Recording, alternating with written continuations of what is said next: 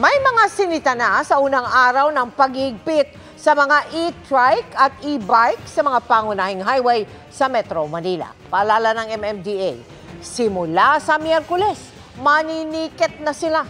Nakatutok si Oscar Oida.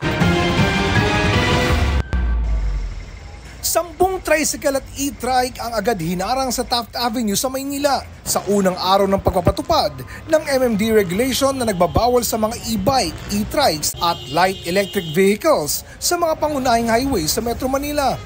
Pero ito lang ang kinabubuhay ng ilan. Ito lang. Mula natapos yung anak ko sa pag-aral, ito pa rin ang hanap buhay ko. Sana po pagbigyan naman kami sa hanap buhay namin. Shortcut po kasi ito eh. Paano po ang gagawin nyo? Sa looban na lang yung mga looban. Bagamat nanita na ngayon, hindi mo na maninikit ang MMDA hanggang bukas. Ayon sa MMDA, dapat maintindihang para sa kaligtasan ng lahat ang polisiya. Makikita po natin like sa Road 10, ang lalaki po ng trucks dyan.